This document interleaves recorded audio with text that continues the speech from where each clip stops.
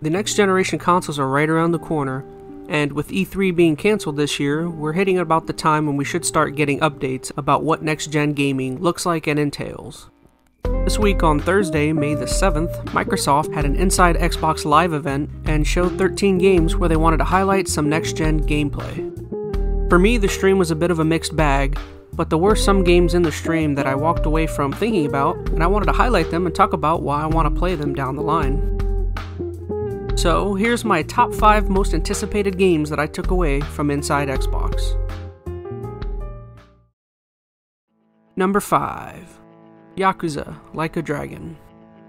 Planned as a launch title for the Xbox Series X, Yakuza Like a Dragon is developed by Ryu Ga Gotoku Studios, who's most well known for the Yakuza series in general.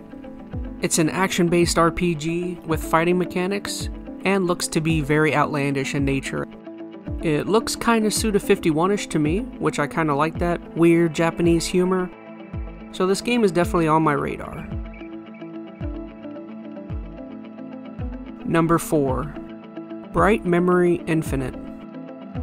Now this was the very first game showed during the Inside Xbox presentation. It looks like a shooter/action game and is being developed by FYQD Studios. Now this game is interesting because they mentioned that it was developed by only one person, and while that sounds incredible, from what I've read, he developed an early build of the game, and a studio saw it and was highly impressed, and gave him his own team and studio. So what you're seeing I don't think is entirely made by one person, but the groundwork was probably developed by him and was made with a team.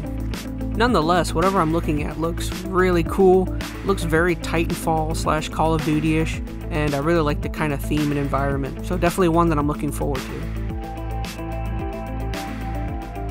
Number 3. Scorn. When I initially saw this trailer, I immediately thought, oh, is this Elden Ring, or could it be a new Alien game, which that got me really excited, but turns out it's a new IP called Scorn. It's being developed by EBB Software and is inspired by H.R. Giger, of course, by looking at the environment and theme. Now, oddly enough, after doing a little bit of reading after seeing this trailer, this game apparently has been in development for a while and actually already has some gameplay that you can find on YouTube, and it's a shooter somehow, of which I'm not sure how I feel about it, but either way, I mean, it's going to be on Game Pass, so it's not like I'll have to pay full price for it, so I definitely look forward to seeing how the shooter mechanics work and what the game's like.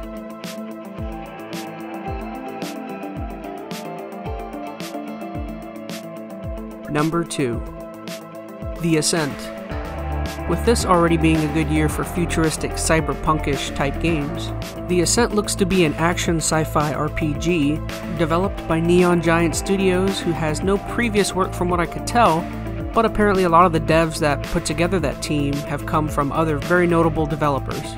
So the talent's there, and you can never go wrong with a good top-down twin-stick shooter, so I definitely can't wait to get my hands on this game.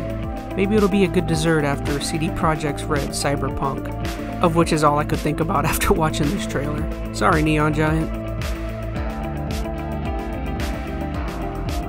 Number 1. The Medium. Now for me, by far, The Medium was the most interesting game that I took away from this whole event. It's a psychological horror game developed by Bloober, which for me was the only kind of downfall of this trailer, is that Bloober, to me, doesn't really have a good track record of games they developed lately. I mean, most notably Layers of Fear 1 and 2 and Blair Witch, of which I played Layers of Fear 1 and wasn't that crazy about it, so hopefully they can do a much better job with this one. Could also be why I was attracted to this trailer the most, is because I haven't played a really good horror game in a long time. I mean, the last one for me I played was probably Dead Space 2, and that was a long time ago. I know lately a lot of people have really liked Resident Evil 7, that's fairly new. I haven't played that one yet, but I have it on my shelf and have been waiting to play it, so maybe at some point this year I would like to do that. If you're listening out there, Bloober, please make this game awesome. I would like nothing more than for this game to be incredible.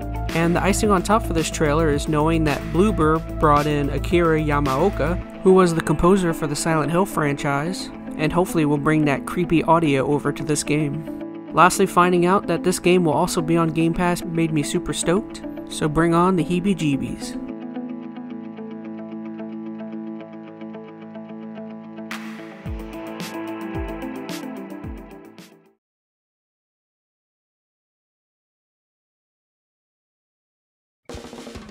Hey guys, ChazmaN here. Just want to say thank you so much for watching.